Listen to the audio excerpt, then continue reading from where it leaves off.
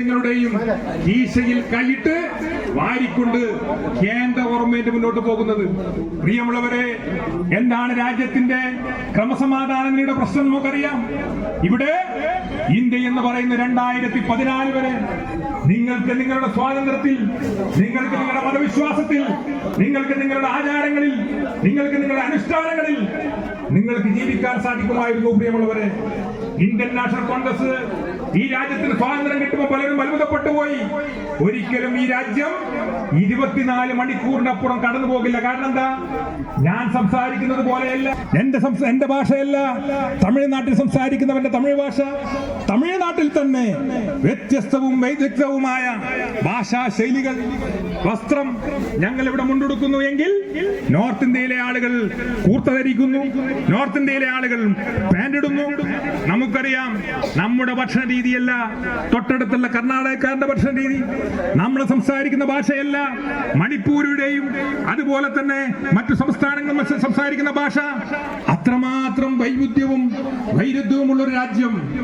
ഈ രാജ്യത്തിന് സ്വാതന്ത്ര്യം കിട്ടിയപ്പോ ബ്രിട്ടീഷുകാരെ ചിരിക്കുകയായിരുന്നു. എന്താണ് പറയുന്നത് അറിയോ? ഇവൻ എത്ര കണ്ട് മുന്നോട്ട് പോകുമെന്ന് നമുക്ക് നോക്കിക്കാണാം. കാരണം എന്താ? വ്യത്യസ്തമായ ഭാഷകൾ, ചോദിക്കുന്ന ആളുകൾക്കറിയാം. അമേരിക്കക്കാരൻ പറഞ്ഞത് എന്താണ്? ഇന്ത്യൻ പട്ടാളം അല്ലെങ്കിൽ ഇന്ത്യൻ കപ്പലുകൾ അല്ലെങ്കിൽ അമേരിക്കൻ കപ്പലുകൾ നിങ്ങളുടെ ഇന്ത്യൻ മഹാസമുദ്രത്തിൽ വരും, വന്ന് നിങ്ങളെ തകർക്കുമെന്ന് പറഞ്ഞ ഇന്ദിരാഗാന്ധി അന്ന് അമേരിക്കൻ പ്രസിഡന്റിന്റെ മുഖത്ത് നോക്കി പറഞ്ഞു, നിന്റെ നാട്ടിലെ യുദ്ധക്കപ്പൽ അങ്ങനെ എന്റെ രാജ്യം അതിർത്തി കടന്നു വന്നാൽ അതെന്റെ രാജ്യത്തെ ജനങ്ങളുടെ കളിക്കോപ്പായിരിക്കുമെന്ന് പ്രഖ്യാപിച്ച ശ്രീമതി ഇന്ദിരാഗാന്ധിയുടെ രാജ്യമാണ് ഈ ഇന്ത്യ എന്ന് നാം മനസ്സിലാക്കണം. കഴിഞ്ഞില്ല. ഞങ്ങൾ കൊടുത്തിട്ടുള്ള സംഭാവനകൾ എണ്ണിയാൽ ഒതുങ്ങാത്ത സംഭാവനകളാണ്. നമ്മൾ ഈ രാജ്യം ഇതുപോലെ ഉണ്ടാക്കാൻ വേണ്ടി എന്റെ പൂർവികർ, നമ്മുടെ പൂർവികർ രക്തസാക്ഷിത്വം കൊടുത്ത മണ്ണാണ് ഈ മണ്ണ്.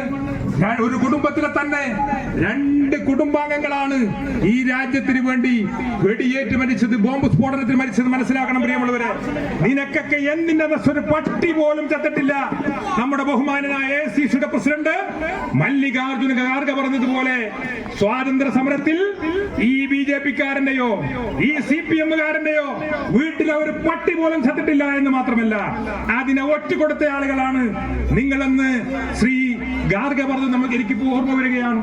അപ്പോ ഇതിനൊന്നും നേതൃത്വം കൊടുക്കാതെ ആളുകൾ, നമുക്കറിയാം പഞ്ചാബ് രാജ്യത്തിന് ഈ 30ഓളം സംസ്ഥാനങ്ങളും നമ്മുടെ കൂടെയുണ്ട് എങ്കിൽ ഇതിനോട് നന്ദി പറയേണ്ടത് ഇവിടെയുള്ള BJP-കാരനോടല്ല, അതിന് നന്ദി പറയേണ്ടത് ഇവിടുത്തെ CPM-കാരനോടല്ല, ഇന്ത്യൻ നാഷണൽ കോൺഗ്രസിനോടാണ്. കാരണം പഞ്ചാബിൽ നമുക്കറിയില്ലേ, അന്നത്തെ പഞ്ചാബിലെ തീവ്രവാദികളായ ചില ആളുകൾ അവർ പറയുന്നത് എന്താണ്?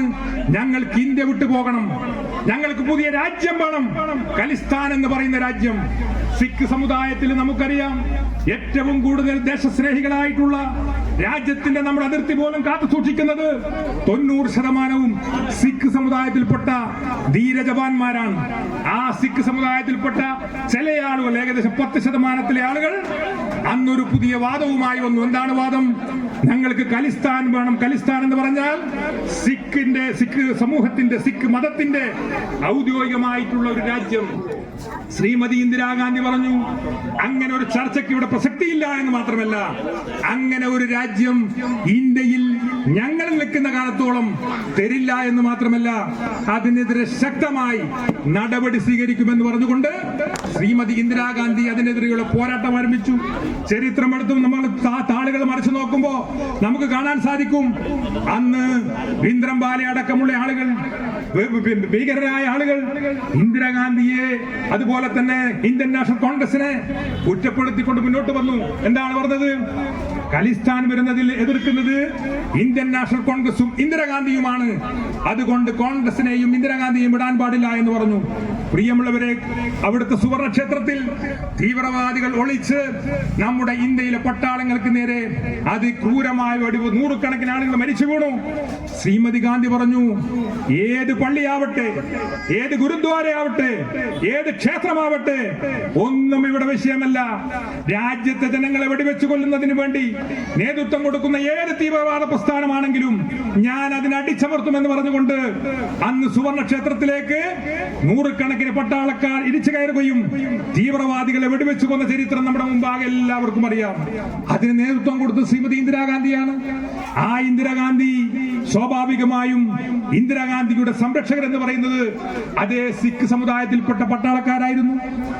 അന്ന് പറഞ്ഞു ശ്രീമതി ഗാന്ധി ഓപ്പറേഷൻ കഴിഞ്ഞു, ഈ ബ്ലൂ സ്റ്റാർ ഓപ്പറേഷൻ കഴിഞ്ഞു.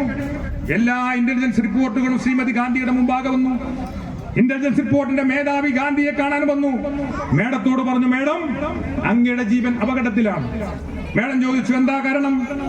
അങ്ങയുടെ സംരക്ഷകരായിട്ടുള്ള സിഖ് സമുദായത്തിൽപ്പെട്ടുള്ള പോലീസുകാർ ഏത് നിമിഷവും അങ്ങയെ വെടിവെച്ചു കൊല്ലുമെന്ന് പറഞ്ഞു. ശ്രീമതി ഗാന്ധി പറഞ്ഞു, അവരുടെ പേരടക്കം പറഞ്ഞു കൊടുത്തു, ഇന്ന ആളുകൾ. ശ്രീമതി ഗാന്ധി പറഞ്ഞു, ഞാൻ ജനിച്ചിരിക്കുന്ന ഇന്ത്യയിലാണ്, ഞാൻ ജനിച്ചിരിക്കുന്ന നെഹ്റു കുടുംബത്തിലാണ്. ഈ രാജ്യത്തെ സിഖ് എന്നോ മുസൽമാനെന്നോ ക്രിസ്ത്യാനിയെന്നോ അല്ലെങ്കിൽ മറ്റേതെങ്കിലും ജാതിയോ മതമോ ഒന്നും നോക്കാതെ ജീവിച്ചിരുന്ന ഒരു കുടുംബത്തിൽ വരുന്ന ഒരാളാണ് ഞാൻ. അങ്ങനെയുള്ള എന്നെ സംരക്ഷിക്കുന്ന സിഖ് സമുദായത്തിൽപ്പെട്ട ആളുകളോട് മാറി നിൽക്കണം, അല്ലെങ്കിൽ അവരെ മാറ്റി നിർത്തണമെന്ന് നിങ്ങൾ റിക്കോർഡ് പറയാൻ നിങ്ങൾക്ക് എവിടുന്ന് ധൈര്യം കിട്ടിയെന്ന് ശ്രീമതി ഇന്ദിരാഗാന്ധി സ്വന്തം റൂമിനകത്ത് വെച്ചുകൊണ്ട് ആ ഇന്റലിജൻസ് റിപ്പോർട്ടറോട് ചോദിക്കുകയാണ്. നിങ്ങൾ എങ്ങനെ എന്റെ മുമ്പിൽ വന്നിത് പറഞ്ഞു? സിഖുകാരായ എന്റെ സംരക്ഷകരെ പിൻവലിക്കണമെന്ന് നിങ്ങൾ എങ്ങനെ എന്റെ മുഖത്ത് നോക്കി പറഞ്ഞു എന്ന് ചോദിച്ച് അവരെ തിരിച്ചയക്കുകയാണ് ശ്രീമതി ഗാന്ധി. തിരിച്ചയച്ച് 2 ദിവസം കഴിയുമ്പോൾ നമ്മുടെ എല്ലാം ദുഃഖത്തിലായിക്കൊണ്ട് ശ്രീമതി ഗാന്ധിയുടെ ഉദരത്തിലേക്ക് 35ഓളം വെടിയുണ്ടകൾ ഇതേ പറഞ്ഞ 2 സിഖ് തീവ്രവാദികളായിട്ടുള്ള ആളുകൾ 35ഓളം വെടിയുണ്ടകൾ ശ്രീമതി ഗാന്ധിയുടെ ഉദരത്തിലേക്ക് പാഞ്ഞു വിട്ടുകൊണ്ട് മരിക്കുമ്പോഴും ഈ പറഞ്ഞ ആളുകളെ മാറ്റി നിർത്താൻ ഞാൻ കൊല്ലപ്പെടുമെന്നറിയാം, ഞാൻ ഈ രാജ്യത്തിന് വേണ്ടി മരിക്കുമെന്നറിയാം, എന്നെ ഇവർ തന്നെ കൊല്ലുമെന്നറിയാം. പക്ഷെ ശ്രീമതി ഗാന്ധി ഒരു സെക്കൻഡ് പോലും അതിനെക്കുറിച്ച് ചിന്തിക്കാതെ സ്വന്തം മരണം ഭരിച്ചിട്ടുള്ള ധീരയായ നേതാക്കൾക്ക് ജന്മം കൊടുത്ത പാർട്ടിയായ ഇന്ത്യൻ നാഷണൽ കോൺഗ്രസ്. കഴിഞ്ഞോ രാജീവ് ഗാന്ധിയുടെ എല്ലാ മതങ്ങൾക്കും ഈ രാജ്യത്ത് സ്വാതന്ത്ര്യം ഉണ്ടായിരുന്നു. പ്രിയമുള്ളവരെ, ഇവിടെ നമുക്കറിയാം, ഇവിടെ ലോകത്തിൽ ഏറ്റവും പ്രാചീനമായിട്ടുള്ള മതമായ ഹിന്ദുമതം ഏകദേശം 5000ഓളം വർഷത്തെ പാരമ്പര്യമുള്ള മതമുണ്ട്. ലോകത്ത് അഹിംസയിൽ ഊന്നിക്കൊണ്ടുള്ള 5 മതങ്ങൾക്ക് നെൽമ നൽകിയിട്ടുള്ള രാജ്യമാണ് നമ്മുടെ രാജ്യമെന്ന് നാം മനസ്സിലാക്കണം.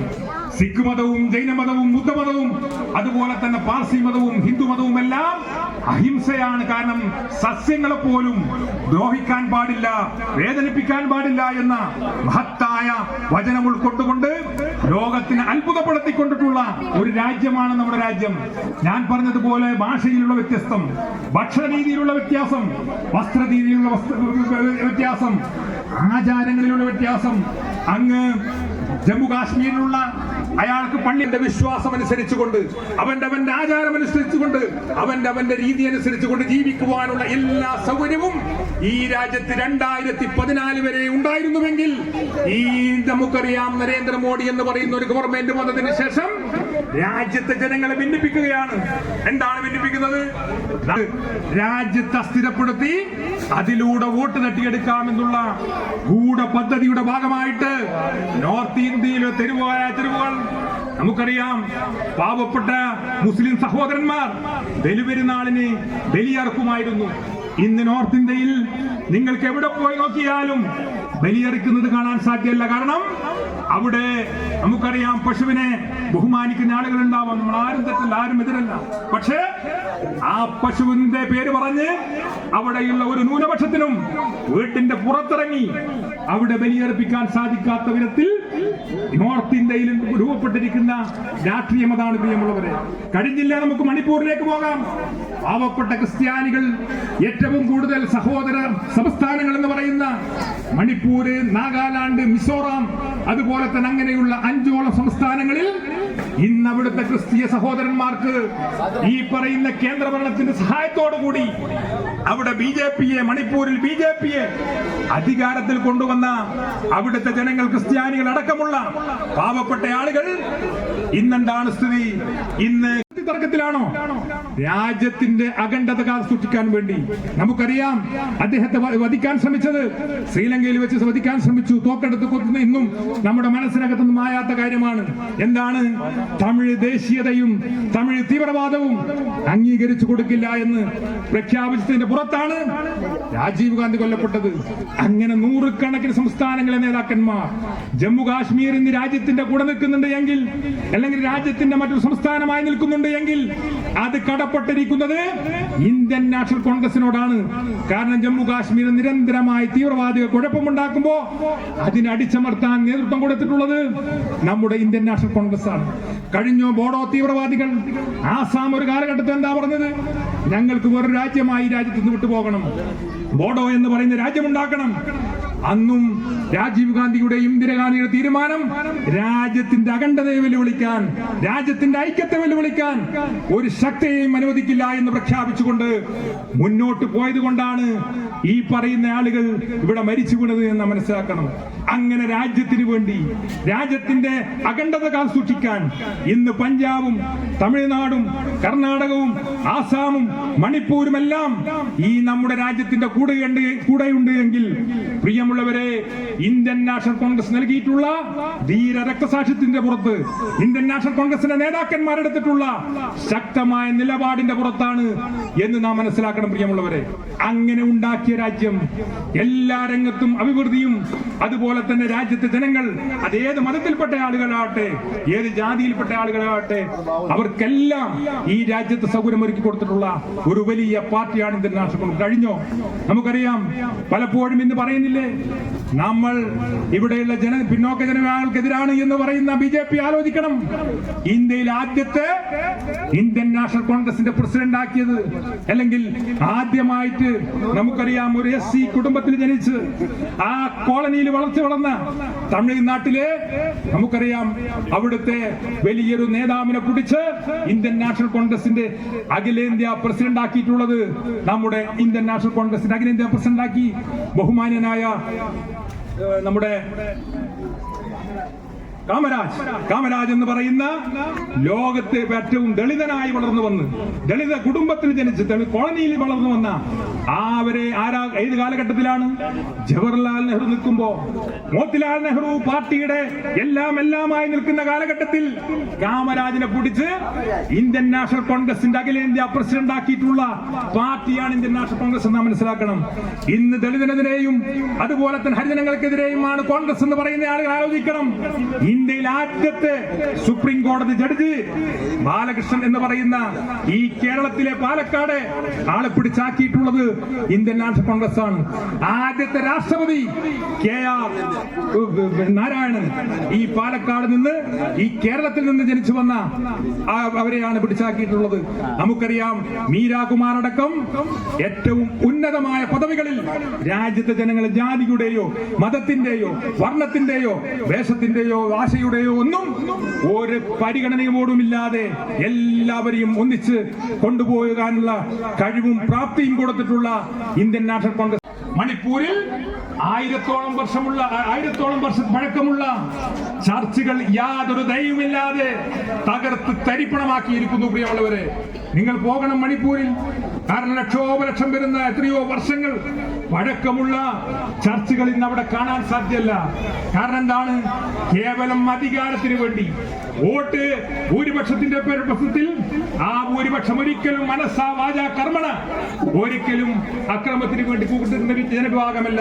പക്ഷേ അവരുടെ മനസ്സിനകത്തും വർഗീയത ഉണ്ടാക്കി, അവരുടെ മനസ്സിനകത്തും ജനങ്ങളെ ഭിന്നിപ്പുണ്ടാക്കി അധികാരത്തിൽ വരാൻ വേണ്ടി അങ്ങ് മണിപ്പൂരിലെ കഥകൾ നമുക്ക് എല്ലാവർക്കും അറിയാം. പ്രിയമുള്ളത്, അങ്ങനെ രാജ്യത്ത് ഇതുവരെ കേട്ടുകേൾവിയില്ലാത്ത തരത്തിൽ നമുക്കറിയാം പശുവിനെ കടത്തുന്നു എന്ന് പറഞ്ഞുകൊണ്ട് കർണാടക മാത്രമല്ല, മഹാരാഷ്ട്ര മാത്രമല്ല, ഉത്തർപ്രദേശ് മാത്രമല്ല, ഏകദേശം 300ഓളം ചെറുപ്പക്കാരെയാണ്, എന്റെയും നിങ്ങളുടെയും സഹോദരന്മാരെ, എന്റെയും നിങ്ങളുടെയും മക്കളെ, നിങ്ങൾ പോറ്റി വളർത്തുന്ന മക്കളെ പോലുള്ള ആളുകളെ നാട് റോഡിലിട്ടുകൊണ്ട് പശുവിനെ കടത്തുന്നു എന്ന് ആരോപിച്ചുകൊണ്ട് കുഴിച്ചിട്ട് തല മാത്രം പുറത്തു വെച്ച് കല്ല് കല്ലെറിഞ്ഞു കൊല്ലുന്ന ചരിത്രം എവിടെയെങ്കിലും കേട്ടിട്ടുണ്ടോ പ്രിയമുള്ളവരെ? മനുഷ്യന്റെ മനസ്സിനകത്തേക്ക് വർഗീയതയെയും അതുപോലെ തന്നെ ജാതീയതയെയും കടത്തിക്കൊണ്ട് മുന്നോട്ട് പോകുന്നു. അങ്ങനെ രാജ്യത്തെ നശിപ്പിക്കാനുള്ള ശ്രമം ഒരു ഭാഗത്ത് നോർത്ത് ഇന്ത്യയിൽ നടക്കുന്നു. എല്ലാ രംഗത്തും ഇവിടെ എത്രയോ മതേതരത്തിലും ജനാധിപത്യത്തിലും വിശ്വസിച്ചുകൊണ്ട് ഞാനും നിങ്ങൾ മുന്നോട്ട് പോകുന്നത് ചിലപ്പോ രാജ്യത്ത് അധികാരത്തിന് വേണ്ടി ഇതൊക്കെ മറക്കുന്ന BJP ഗവൺമെന്റ് രാജ്യം ഒന്നിക്കാൻ വേണ്ടി ഒരു റോളും എടുത്തില്ല എന്ന് മാത്രമല്ല, രാജ്യത്തിന്റെ വിമോചന സമരം നടക്കുമ്പോ അതിനെ ഒറ്റുകൊടുത്ത ആളുകളാണ് രാജ്യത്ത് ഭരിക്കുന്നത് എന്ന് നാം മനസ്സിലാക്കണം പ്രിയമുള്ളവരെ. ഇന്നിപ്പോ യുദ്ധം നടക്കുന്നു. എന്താണ് നമുക്കറിയാം? ശ്രീമതി ഇന്ദിരാഗാന്ധിയുടെ കാലത്ത് ഇവിടെ 4 അയലത്ത് പോലും പാകിസ്ഥാനിലെ ഈ പറയുന്ന ശത്രു രാജ്യം നമ്മുടെ അടുത്ത് പോലും വരുമായിരുന്നില്ല. എന്താണ് സ്ഥിതി?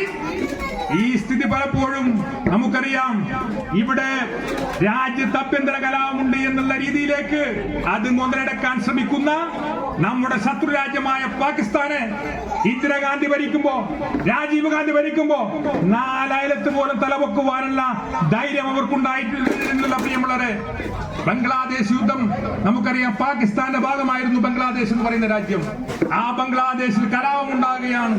മുജീബുർ റഹ്മാന്റെ നേതൃത്വത്തിൽ കലാപമുണ്ടായപ്പോ ഇന്ത്യ പറഞ്ഞു, രാജ്യത്തെ ജനങ്ങളെ, അത് ഏത് രാജ്യത്തിൽപ്പെട്ട ആളുകളാവട്ടെ, പട്ടാളം നിഷ്ഠൂരമായി കൊലപ്പെടുത്താനും അതുപോലെ തന്നെ അവരുടെ ജീവിതം അവരെ വെടിവെച്ചു കൊല്ലുവാനൊക്കെ തയ്യാറായപ്പോ ഇന്ദിരാഗാന്ധി എന്ന് പറയുന്ന അന്നത്തെ ദുർഗ പറഞ്ഞു, ലോകം ഇന്നും ആരാധനയോടുകൂടി മാത്രം നോക്കിക്കാണുന്ന ശ്രീമതി ഗാന്ധി പറഞ്ഞു, ഞങ്ങൾ ഇടപെടും, ഞങ്ങൾ ഇടപെട്ടാൽ അവിടെ ഫലം മറിച്ചായിരിക്കുമെന്ന് പറഞ്ഞുകൊണ്ട് ബംഗ്ലാദേശിലേക്ക് പോയി അവിടെ നമുക്കറിയാം ഒരു പുതിയ രാജ്യം ഉണ്ടാക്കി കൊടുക്കാൻ വേണ്ടി ശ്രീമതി ഗാന്ധി നേതൃത്വം കൊടുത്തു എന്ന് നമുക്ക് എല്ലാവർക്കും അറിയാം.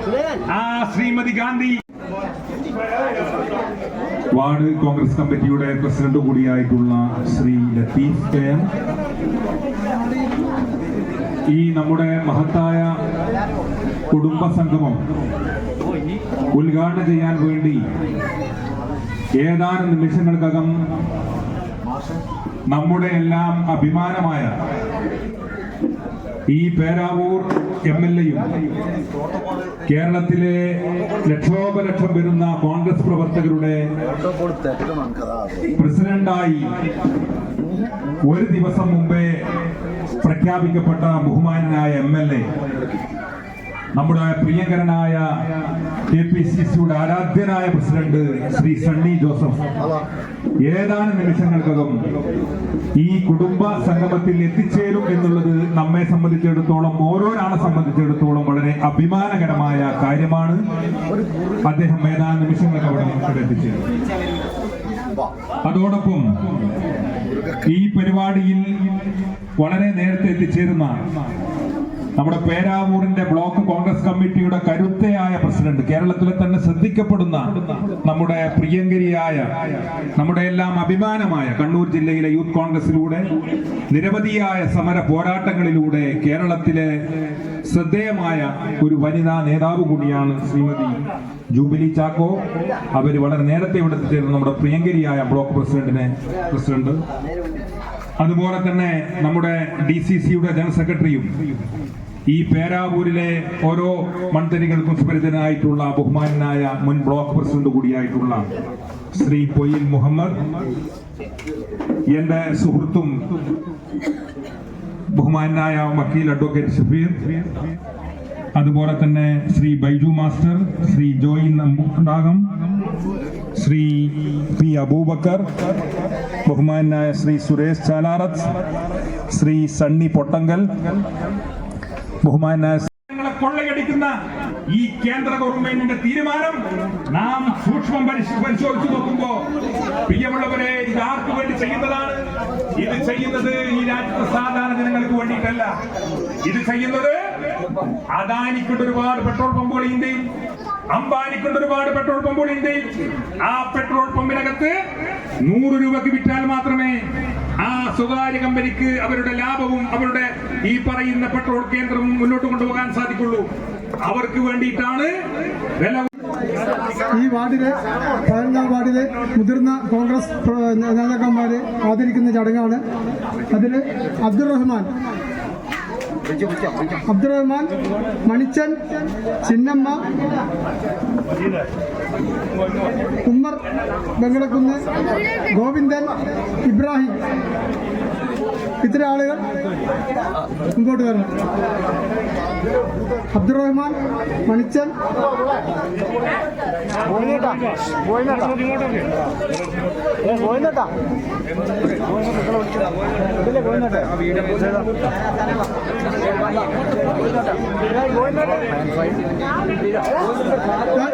ആദരിക്കാൻ സൗകര്യം ഒരുക്കി കൊടുക്കണേ.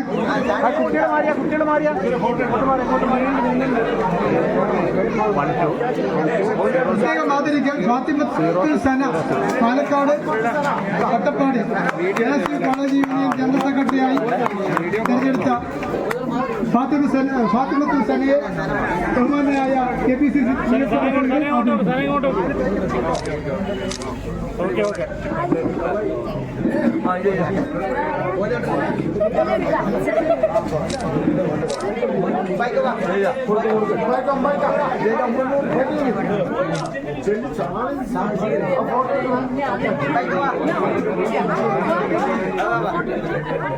മണിച്ചൻ, ചിന്നമ്മ, ഉമ്മർ വെങ്കടക്കുന്ന്, ഗോവിന്ദൻ, ഇബ്രാഹിം,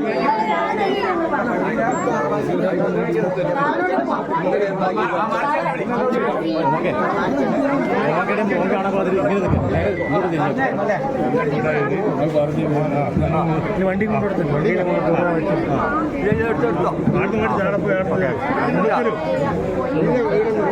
ആടെ ഇരുന്നിട്ട് ചിന്ന കൂടി നടന്നു വന്നു.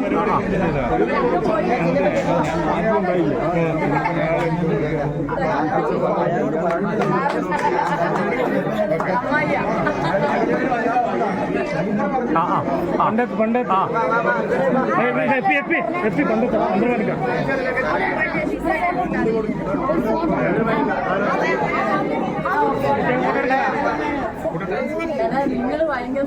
സാറാ കുട്ടികൾക്ക് ഫോട്ടോ എടുക്കണം പോലും സാറേ സെൽഫി എടുത്തോ ഇടാനാ കുട്ടികൾക്ക് സെൽഫി എടുക്കണം പറയും. മിനിക്കൽ മൂസ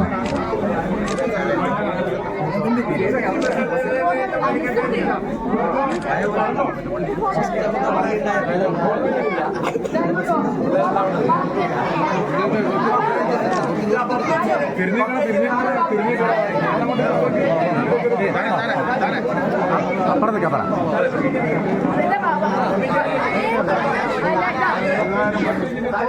ഇവിടെ പ്രശസ്ത ഗായകരായ മുസ്തഫയും നാസറും വന്നിട്ടുണ്ട്. അവരുടെ പാട്ട് കേട്ടിട്ട് മാത്രമേ നിങ്ങൾ പോകാൻ പാടുള്ളൂ. നിങ്ങൾക്ക് വേണ്ടിയാണ് അവർ പാട്ട് പാടുന്നത്. സ്റ്റേജിലേക്ക് വരാം. മുസ്തഫ സ്റ്റേജിലേക്ക് വരണം.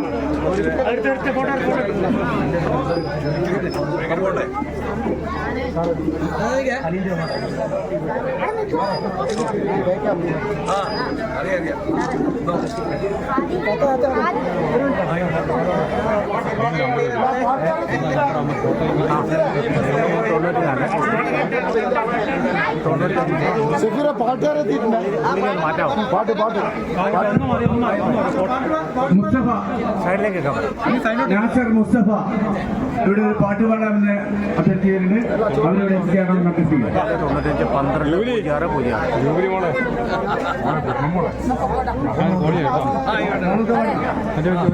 അവർ വരുന്നതിന് മുമ്പേ മുഹമ്മദ് ഒരു പാട്ട് ചെറിയ പാട്ട് അടിച്ചിട്ടില്ലേ? ഞാൻ ഒന്ന് അടിച്ചിട്ടുണ്ട്. കുഞ്ചി കുഞ്ചി കളിക്കുന്ന കാറ്റിനെ പുൽകാൻ പോവാൻ കുരുന്നിനക്കാകുമോ? തൊട്ട് തൊട്ട് പുകയുന്ന പുഴയെ പുൽകാൻ പോവാൻ കുരുന്നിനക്കാകുമോ? അയ്യോ. അടുത്ത മുസ്തഫക്ക നിങ്ങളോട് ഒരു ഗാനം ആലപിക്കും.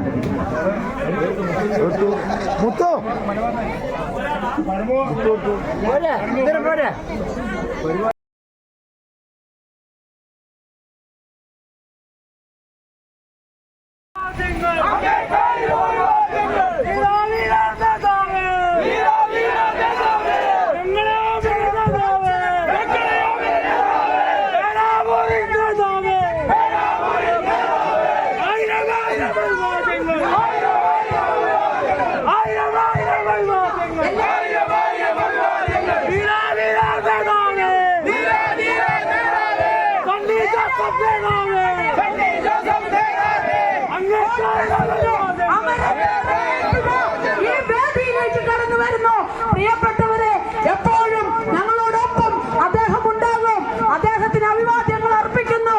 അദ്ദേഹത്തിന് അഭിവാദ്യങ്ങൾ അഭിവാദ്യങ്ങൾ അഭിവാദ്യങ്ങൾ അഭിവാദ്യങ്ങൾ ആയിരം ആയിരം അഭിവാദ്യങ്ങൾ.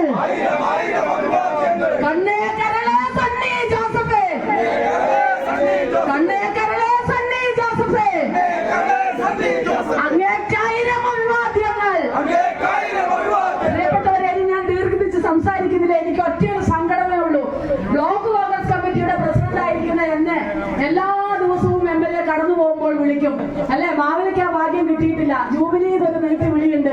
ഞാൻ വീട്ടിൽ നിന്ന് പറഞ്ഞു, ഇനി ആ സാർ ആ വിളിക്കാൻ സാറുണ്ടാവില്ല. കാരണം സാറിന് ഇവിടെ ഞങ്ങൾക്ക് അത്രത്തോളം കിട്ടില്ല. പക്ഷെ ഞങ്ങൾക്ക് വേണ്ടി, കോൺഗ്രസിന് വേണ്ടി, കേരളത്തിൽ സംസാരിക്കാൻ, ജനങ്ങൾക്ക് വേണ്ടി സംസാരിക്കാൻ നമ്മുടെ പ്രിയപ്പെട്ട MLA ഉണ്ടാകും. ആ MLAയുടെ പിന്നിൽ അണിനിരക്കാൻ പതിനായിരങ്ങളല്ല ലക്ഷങ്ങൾ ഉണ്ടാകും. കോൺഗ്രസ് പ്രസ്ഥാനത്തെ ഈ സംസ്ഥാനത്തിന് തിരിച്ചു പിടിക്കുന്നതിന് വേണ്ടി ദൈവം നിയോഗിച്ചതാണ് പേരാവൂരിന്റെ MLA. അദ്ദേഹത്തിന് ഒരിക്കൽ കൂടി അഭിവാദ്യം അർപ്പിച്ചുകൊണ്ട് ഞാൻ എന്റെ വാക്കുകൾ നിർത്തുന്നു. നന്ദി, നമസ്കാരം.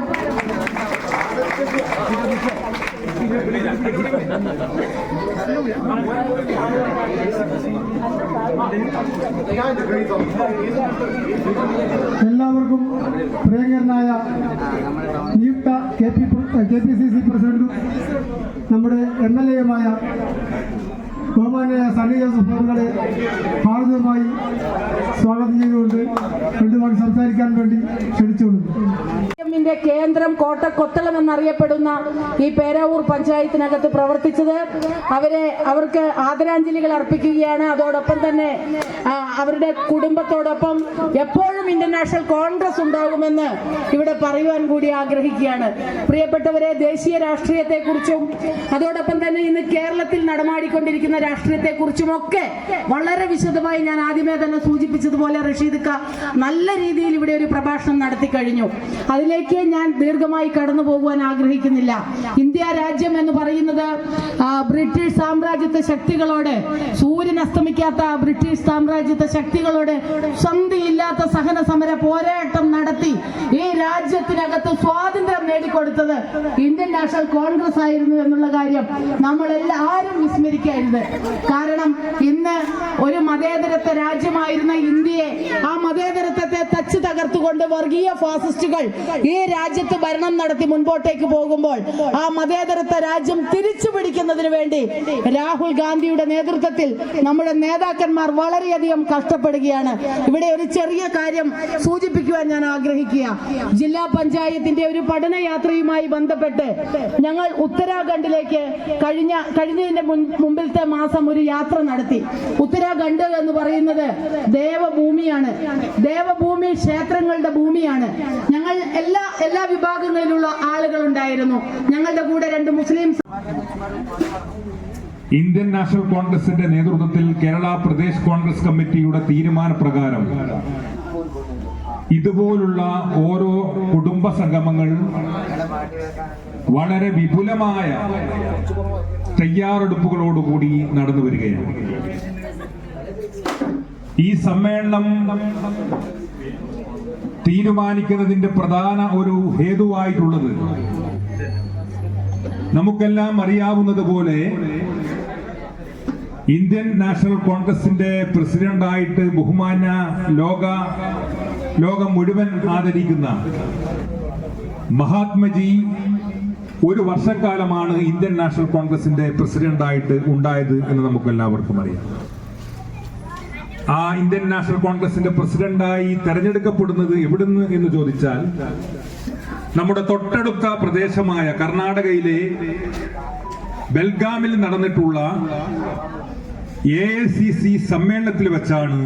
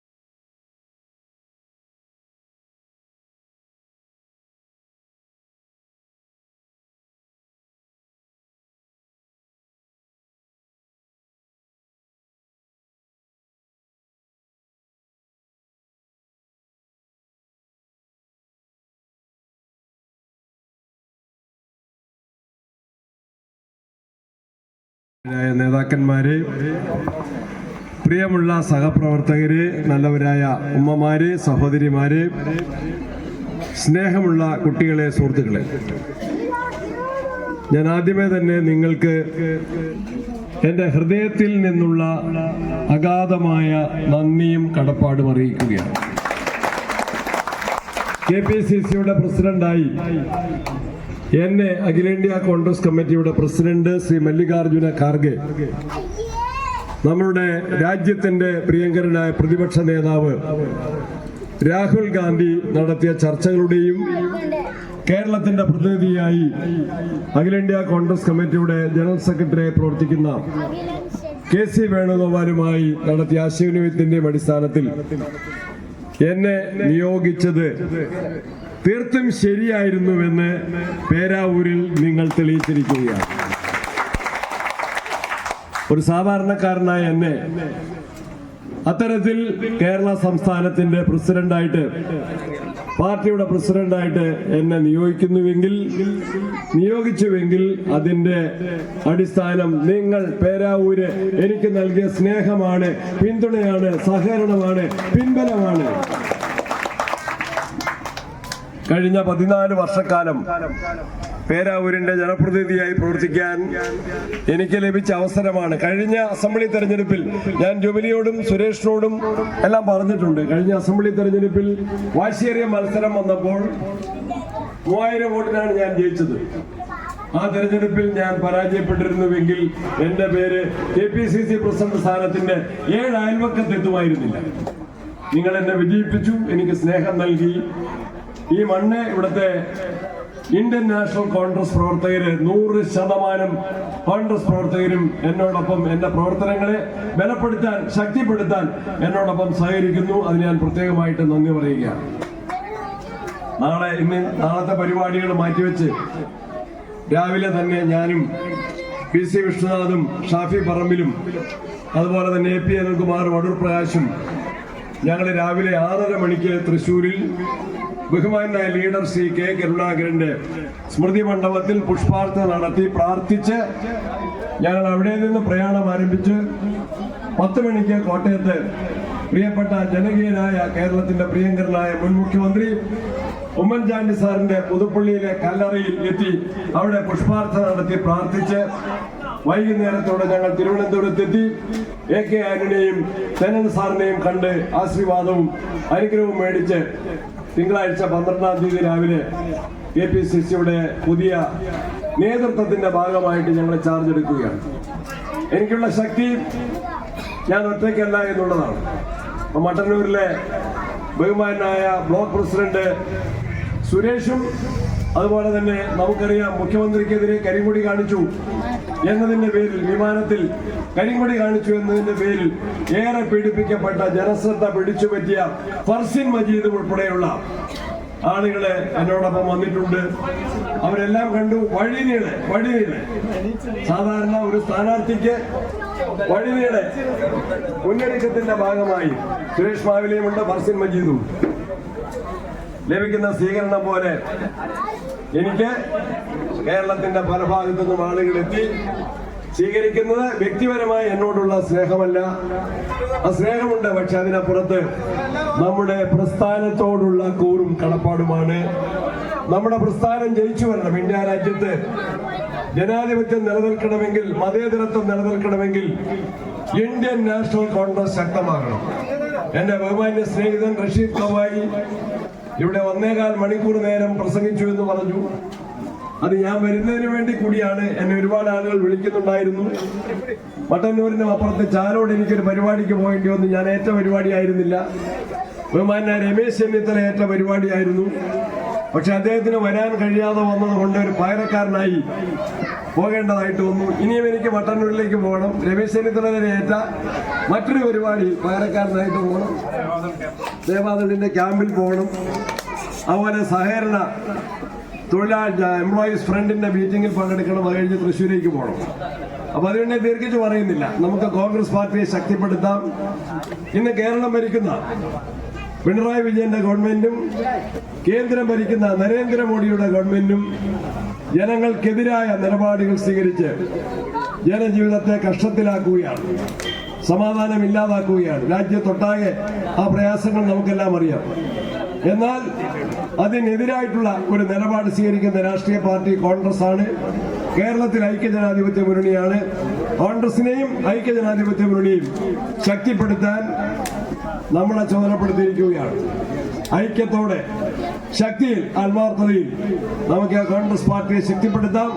ഇവിടെ ഉമ്മമാരും സഹോദരിമാരും എന്നോട് സുരേഷും അലിയും ഷഫീറും എല്ലാം പറഞ്ഞു, ഇതൊരു വാർഡിന്റെ മീറ്റിംഗ് ആണ്. വാർഡിന്റെ മീറ്റിംഗ് ആണെന്ന് പറയുമ്പോൾ ഞാൻ ഒപ്പിട്ടത് 326. ഞാൻ നേരത്തെ വരാതിരിക്കാൻ വേണ്ടി കഴിയുമെങ്കിൽ ആളില്ലെങ്കിൽ വരണ്ട എന്ന് വിചാരിച്ച് മട്ടന്നൂരിൽ നിന്ന് ചോദിച്ചു, എത്രയാളുണ്ടെന്ന് ചോദിക്കാൻ പറഞ്ഞപ്പം സുദീപ് ജെയിംസ് പറഞ്ഞ് 250 ആളിപ്പം വന്നിട്ടുണ്ടെന്ന് പറഞ്ഞു. അപ്പൊ ഏതായാലും അത് ബർസിം മജീദ് വിശ്വസിച്ചില്ല. ഇവിടെ വന്ന് എല്ലാവരെയും കണ്ടു കഴിഞ്ഞപ്പോൾ 250-ൽ കൂടുതൽ 326-ാമതാണ് ഞങ്ങളുടെ ഒപ്പ്. അതുകൊണ്ട് നിങ്ങൾക്ക് എല്ലാവർക്കും പ്രത്യേക നന്ദി പറയുന്നു. കോൺഗ്രസിനെ ശക്തിപ്പെടുത്തി നമുക്ക് ജനാധിപത്യത്തെയും മതേതരത്വത്തെയും നാടിന്റെ വികസനത്തെയും ശക്തിപ്പെടുത്താം. KPCCയുടെ പ്രസിഡന്റായി ചുമതലയേൽക്കുന്ന എനിക്ക്, നിങ്ങളുടെ എല്ലാവരുടെയും, എനിക്ക് മാത്രമല്ല ആ ടീമിന്റെ പ്രാധാന്യം ഷാഫി പറമ്പിലും വിഷ്ണുനാഥും അടൂർ പ്രകാശും AP അനിൽകുമാറും ഉൾപ്പെടെയുള്ള പ്രമുഖ നേതാക്കന്മാർ എന്റെ കൂടെയുണ്ട്. ബഹുമാനായ K സുധാകരൻ നമ്മളുടെ പാർട്ടിയുടെ ദേശീയ വർക്കിംഗ് കമ്മിറ്റിയിലേക്ക് തിരഞ്ഞെടുക്കപ്പെട്ടിരിക്കുകയാണ്. മറ്റു നേതാക്കന്മാർ എല്ലാവരും, VD സതീശൻ ഉൾപ്പെടെയുള്ള നേതാക്കന്മാരെല്ലാവരും നമ്മളെ സഹായിക്കുന്നു. അവരുടെ എല്ലാം കൂടെ നിന്നുകൊണ്ട് നമുക്ക് ഇന്ത്യൻ നാഷണൽ കോൺഗ്രസിനെ കേരളത്തിൽ ശക്തമാക്കാം എന്ന വിശ്വാസത്തിൽ നിങ്ങൾ നൽകുന്ന സ്നേഹത്തിനും പിന്തുണയ്ക്കും ഒരിക്കൽ കൂടി നന്ദി പറഞ്ഞ് എന്റെ വാക്കുകൾ അവസാനിപ്പിക്കട്ടെ. നമസ്കാരം. KPCC പ്രസിഡന്റ് സണ്ണി ജോസഫിന്റെ അഭിവാദ്യങ്ങൾ, സണ്ണി ജോസഫിന്റെ അഭിവാദ്യങ്ങൾ, അഭിവാദ്യങ്ങൾ, അഭിവാദ്യങ്ങൾ, അഭിവാദ്യങ്ങൾ, മുസ്ലിം ലീഗിന്റെ അഭിവാദ്യങ്ങൾ, മുസ്ലിം ലീഗിന്റെ അഭിവാദ്യങ്ങൾ, മുസ്ലിം ലീഗിന്റെ അഭിവാദ്യങ്ങൾ, മുസ്ലിം ലീഗിന്റെ അഭിവാദ്യങ്ങൾ, ആയിരം ആയിരം അഭിവാദ്യങ്ങൾ, ആയിരം ആയിരം അഭിവാദ്യങ്ങൾ.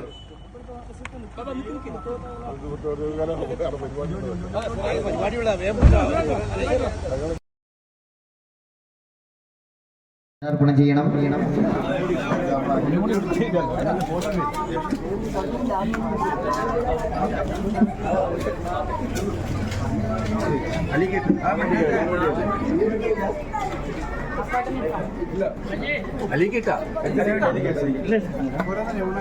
ഷർഫു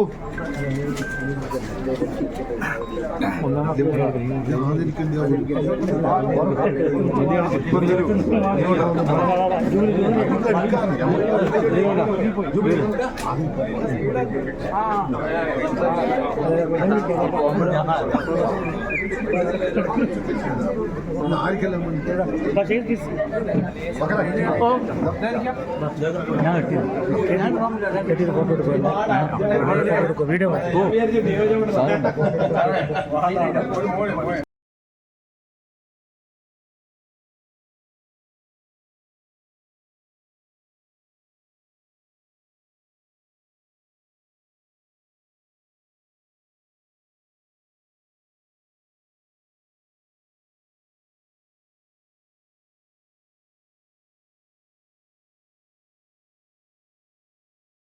സംഘടിപ്പിക്കുമ്പോൾ നമ്മളിൽ നിന്ന് വേർപിരിഞ്ഞു പോയ പേരാവൂരിലെ കോൺഗ്രസിന് ഏറ്റവും മുതൽക്കൂട്ടായിരുന്ന നമ്മുടെ എല്ലാം പ്രിയപ്പെട്ട CP ജലാലിക്ക, അതോടൊപ്പം തന്നെ പടിക്കൽ ബാബുവേട്ടൻ ഉൾപ്പെടെയുള്ളവരെ അനുസ്മരിച്ചുകൊണ്ടാണ് ഈ സമ്മേളനത്തിന് തുടക്കം കുറിച്ചത്. അവരെക്കുറിച്ച് 2 വാക്ക് പറയുവാൻ ഞാൻ ഈ അവസരം ഉപയോഗിക്കുകയാണ്. എന്നെ സംബന്ധിച്ച്, അല്ലെങ്കിൽ നമ്മളെ എല്ലാവരെയും സംബന്ധിച്ച്, നമ്മുടെ എല്ലാം പ്രിയപ്പെട്ട ജലാലിക്ക, ബാബുവേട്ടൻ ഉൾപ്പെടെയുള്ള ആളുകൾ പേരാവൂരിലെ ഇന്ത്യൻ നാഷണൽ കോൺഗ്രസ് എന്ന പ്രസ്ഥാനത്തിന് ഒന്നും തന്നെ ആഗ്രഹിക്കാതെ രാപ്പകലില്ലാതെ കഷ്ടപ്പെട്ട 2 വ്യക്തിത്വങ്ങളായിരുന്നു. അവരുടെ അകാലത്തിലുള്ള വേർപാട് നമ്മളെ എല്ലാം ഏറെ ദുഃഖത്തിലാഴ്ത്തിയ ഒരു സംഭവമാണ്. ഇന്നും ഉൾക്കൊള്ളാനാവാത്ത വിയോഗമാണ് പ്രിയപ്പെട്ട ജലാലിക്കയുടേത്, അതുപോലെ തന്നെ ബാബുവേട്ടന്റേതും. അത് കൂടാതെ നിരവധിയായിട്ടുള്ള നമ്മളിൽ നിന്ന് വേർപെട്ടു പോയവരുടെ പേരുകൾ ഇവിടെ മണ്ഡലം പ്രസിഡന്റ് വായിച്ചു കഴിഞ്ഞു. ഇന്ത്യൻ നാഷണൽ കോൺഗ്രസിനെ സംരക്ഷിച്ചു പോവുകയാണ്. അത്രത്തോളമായിരുന്നു അവരുടെ പ്രവർത്തന മേഖലയിലെ മികവ് എന്ന് പറയുന്നത്. എന്നെ സംബന്ധിച്ച് പറയുകയാണെങ്കിൽ ജലാലിക്കൊക്കെയായി ഏത് സമയവും പേരാവൂർ ടൗണിനകത്ത് രാത്രി കാലങ്ങളിൽ ഉൾപ്പെടെ ഞങ്ങൾ സഞ്ചരിക്കാറുണ്ടായിരുന്നു. സാധാരണക്കാരന്റെ വിഷയങ്ങൾ കേൾക്കാറുണ്ടായിരുന്നു. അത് പരിഹരിക്കുന്നതിന് വേണ്ട നടപടികൾ സ്വീകരിക്കാറുണ്ടായിരുന്നു. അദ്ദേഹമൊക്കെ നമ്മളെ വിട്ടു പോയപ്പോൾ ഇന്ന് പലരും ടൗണിലൊക്കെ എത്തുമ്പോൾ എന്നോട് ചോദിക്കും, ജൂബിലി എന്താ ടൗണിൽ കാണുന്നില്ലല്ലോ എന്ന്. സത്യം പറഞ്ഞാൽ നല്ല തിരക്കുണ്ട്. എങ്കിലും ജലാലിക്കൊക്കെ ഉണ്ടായിരുന്നെങ്കിൽ തീർച്ചയായിട്ടും ഞാൻ രാത്രിയിലും ടൗണിൽ ഉണ്ടാകുമായിരുന്നു. കാരണം അദ്ദേഹം വിളിക്കും. ചില സമയം ഞാൻ വിചാരിക്കും, ജലാലിക്ക് എന്തൊരു ശല്യപ്പാടാണ് ചെയ്യുന്നത്, മടുത്തു പോകുന്നല്ലോ എന്നൊക്കെ വിചാരിക്കലുണ്ട്. പക്ഷേ അത്രത്തോളം പാർട്ടിക്ക് വേണ്ടി ത്യാഗോജ്ജലമായ പ്രവർത്തനങ്ങൾ നടത്തിക്കൊണ്ടായിരുന്നു പേരാവൂരിലെ കോൺഗ്രസുകാർ.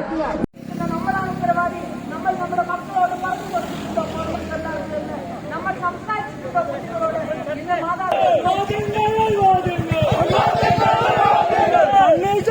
വിവാദങ്ങൾ